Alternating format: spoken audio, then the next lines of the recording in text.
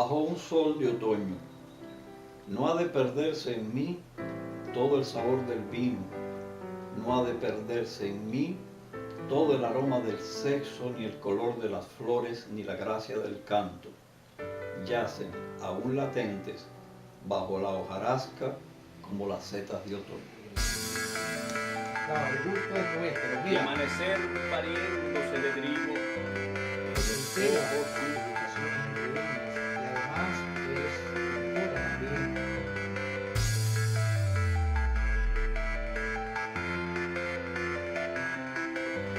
Eso siempre lo han dicho por eso.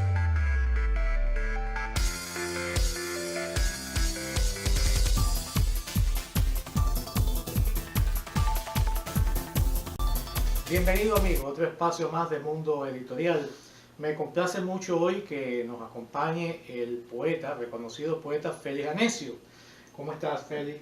Muy bien, encantado de estar aquí de nuevo. Félix nos visita porque recientemente saca bajo el sello de Entre Líneas esta segunda edición. Digo segunda edición porque primero salió bajo el sello de Betania en España y ahora sale aquí en Estados Unidos bajo Entre Líneas este hermoso poemario que lleva como título Los cuervos y la infamia. Si recordamos un poco la trayectoria de Félix Anecio, ya este sería el tercer poemario que tiene con publicaciones Entre Líneas, porque primero fue La cosecha, La cosecha. luego El ojo de la El gaviota, ojo de la gaviota. y ahora tenemos este, precisamente El ojo de la gaviota le valió a él el premio de literatura en español Carmen Luisa Pinto, que da esta casa editorial. Para entrar en contexto, ¿por qué Los cuervos y la infamia?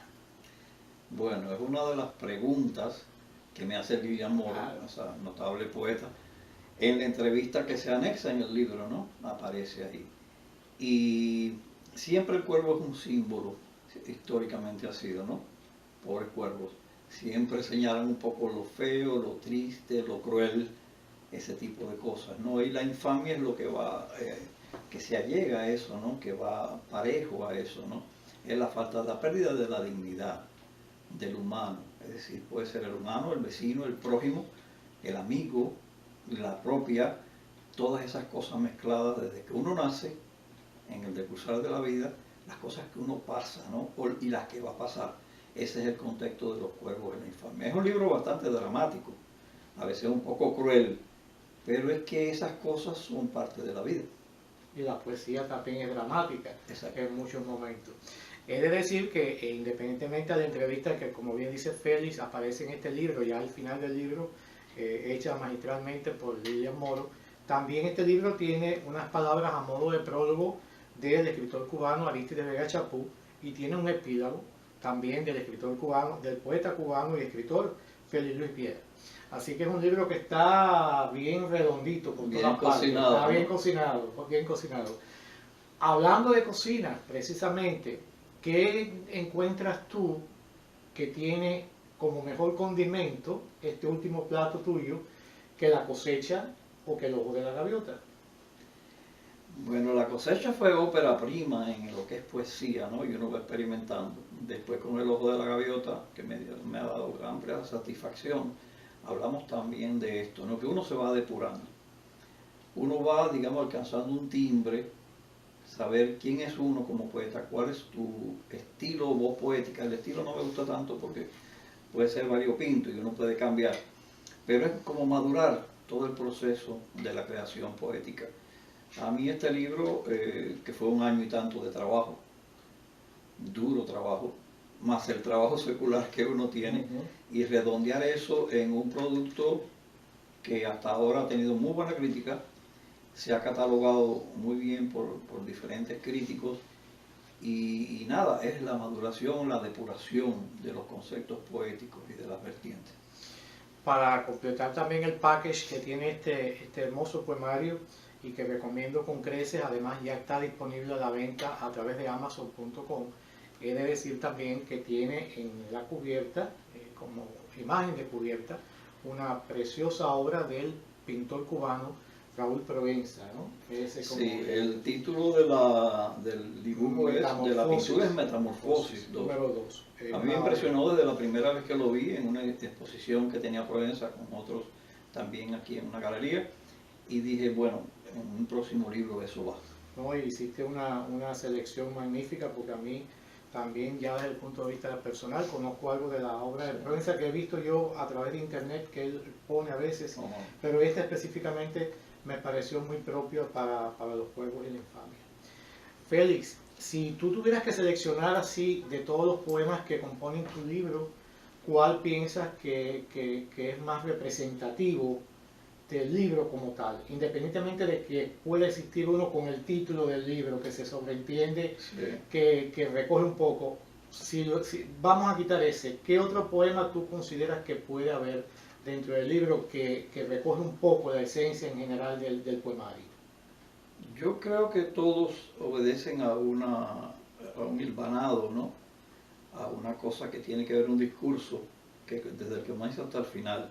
Pero a mí me gusta mucho la parte epigramática, porque está seccionado en capítulos, 1, 2, 3, 4. Y la parte de los epigramas, hay uno que tiene que ver con esto, que dice, que a mí me agrada, fue difícil parir ese epigrama, porque es la brevedad, que dice, nos consumimos como un cirio en el altar de nadie.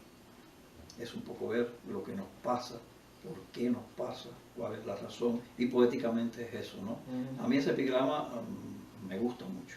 Tiene un contenido muy... A mí personalmente hay un poema que sabes, que te lo he dicho, que me gusta mucho, que es uno de los que cierra el libro, de Algo del Otoño, ¿no? Oh, sí, cómo no, que también es un poema que luego te voy a pedir que de entre los poemas que nos vas a leer, leas ese específicamente. Si tú vas a hacer tu poesía, ¿necesitas estar tú en un estado determinado para tu creación? ¿O esto llega a ti de un modo espontáneo, te sorprende, sientes la necesidad de hacerlo? ¿Cómo es en tu caso, Félix? Se siente la necesidad de hacerlo a la hora del día o el día que sea más propicio. Sobre todo yo trabajo en las horas de la noche, en las altas horas de la noche, porque tengo un trabajo secular que me consume más de 40 horas a la semana y está el cansancio y tal, pero cuando uno llega a su rincón, que es la casa, que es ese rincón donde uno escribe, uno entra en frecuencia para caer en ese trance creativo, inspirado en muchísimas cosas, en las lecturas de otros poetas clásicos, contemporáneos y tal. Y ese es el momento. Hay un poema que no sé si lo leeré más tarde, que dice, el refugio de la noche es pródigo en sucesos. Y ese es el momento donde sale la creación, nace la creación. Tu poesía es, aunque aquí hay un poema extenso, digamos, Sí. un poema extenso que me sorprendió bastante porque he trabajado tus libros anteriores, tú eres de poesía breve. ¿Te sale así o porque consideras que cuando ya está todo dicho no hay nada por qué agregar más versos? ¿Cómo lo ves tú? Uno viene de un país de discursos. No vamos a decir cuáles discursos. Y realmente hay un poema largo que es discursivo, es dramático.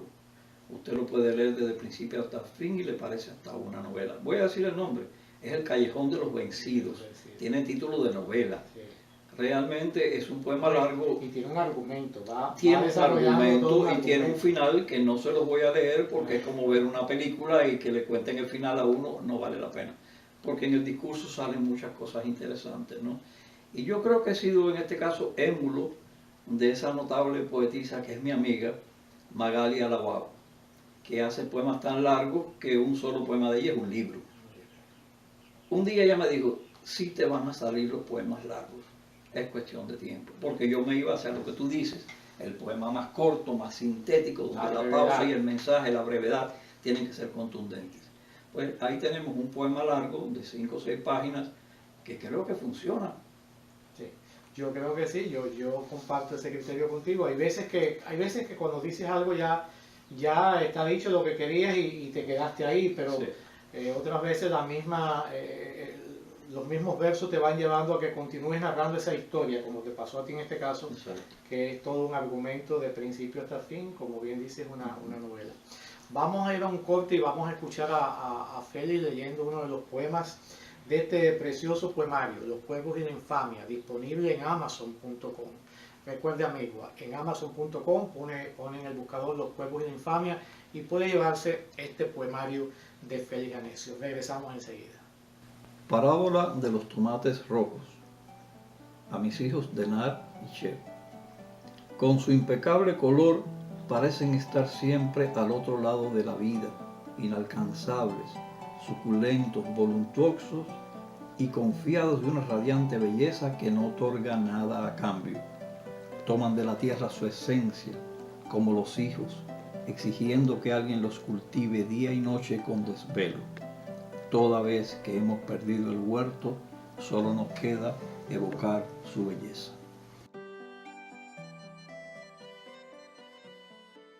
Amigos, de regreso al Mundo Editorial, conversamos hoy con el poeta cubano y escritor también Félix Anecio, que nos está presentando su poemario Los Cuervos y la Infamia, bajo el sello de Publicaciones Entre Líneas. Repito, también está la versión editada por la editorial Betania en España. Félix, tú también eres escritor.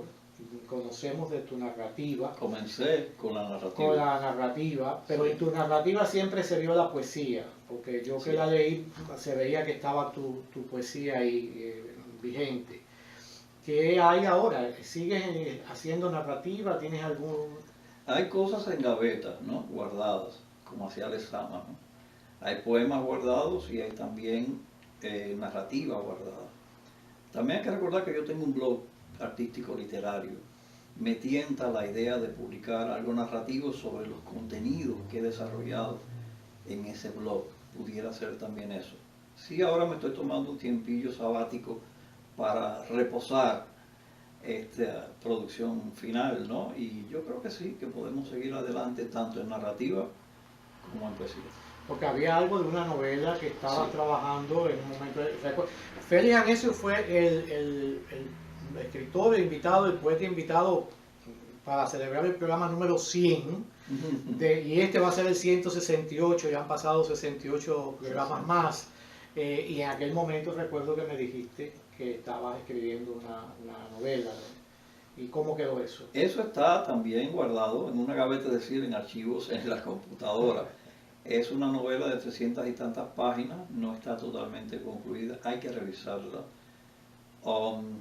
El nombre es Criaturas de Dios y pienso que puede salir. Es un asunto de tener el tiempo y poder cincelar y trabajar y labrar esa novela y que quede hecha finalmente, ¿no?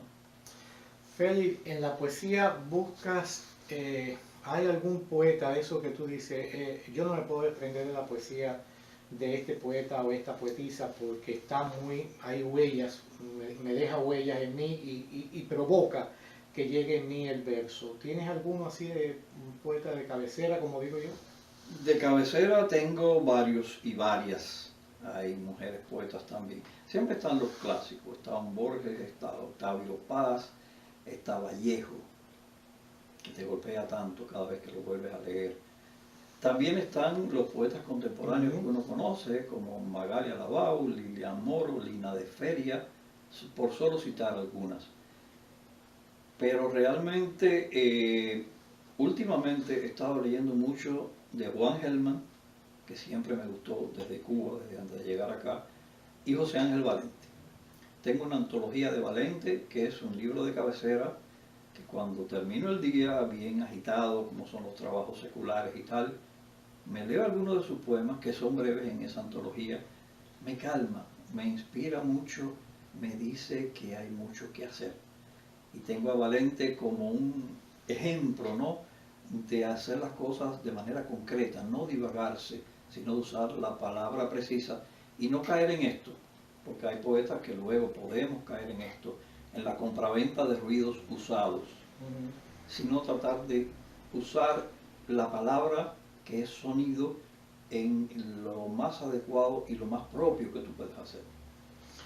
Ya saliendo un poquito del contexto de la literatura y de tu obra como tal, entrando un poquito más en el plano personal. Cuando Félix Anecio no está en ese trabajo secular que has mencionado en varias ocasiones, que sé que es el que te da el sustento, El que paga la renta. que paga la renta, y cuando Félix Anecio no está en su mundo de literatura, ¿Dónde prefieres tú ir para buscar la expansión? ¿Te gusta la playa? ¿Te gusta salir a pasear, comer? ¿Cuáles son tus gustos? A mí me encanta ir a mis nietos. Ah, qué bien. Tengo 3 nietos varones, el más jovencito tiene por nombre Dylan Thomas, yo se lo puse en nombre de poeta, y ellos me siguen, y yo los sigo. De hecho, este libro está dedicado a ellos, a ellos. Me refugio en ellos, un poco siguiendo las palabras del apóstol, ¿no? Espantado de todo, me refugio en ti. Claro, me encanta la playa, si bien no puedo abusarla tanto por alguna lesión de la piel pequeña, pero sí me encanta la playa. Me encanta conocer lugares nuevos, que puede ser desde un restaurante nuevo que no sea tan caro, no importa, y lugares nuevos, lugares que explorar. Bueno, fui ingeniero geólogo y ese espíritu aventurero de la ingeniería pues no se apaga, ¿no? Queda ahí, está vigente. Queda ahí. Es una llamita vigente. Vamos a escuchar a Félix Anecio leyendo un poema de este libro que estamos comentando hoy, que estamos presentando, Los Cuervos y la Infamia, y que, repito, disponible en Amazon.com. Regresamos enseguida. Un poema muy breve que se titula Canto Profano. Mateo capítulo 1, versículos 23 al 25. La húmeda fragancia de la vulva, en sazón de recibir el hálito divino con la humana simiente, preconiza la esperanza gozosa de la epifanía del Verbo. Regresamos con Félix Anecio y su poemario Los Cuervos y la Infamia. Y ahora sí, amigos míos, ya estamos en el final de este mundo editorial, que te agradezco muchísimo que hayas compartido con nosotros haciendo la presentación de este poemario tuyo, que repito, siempre disponible a través de Amazon.com. Si quieres decir ya algo antes de despedirnos, Félix. En primer lugar, agradecer mucho. Agradecer a ti, a la editorial Entre Líneas, que es mi casa matriz, ¿no? Podré estar en Betania, en Madrid, España y en otros lugares, pero no se abandona. Lo que se conoce bien y donde ha sido uno bien editado, bien tratado con ese espíritu y ese ánimo. Le agradezco mucho, mucho a tu equipo editorial. También le agradezco mucho a los pintores, a los plásticos, como el caso de Juan Miranda, que es el pintor con el que se decoró la edición betaniana, que es un pintor cubano residente en Argentina que ha tenido gran éxito.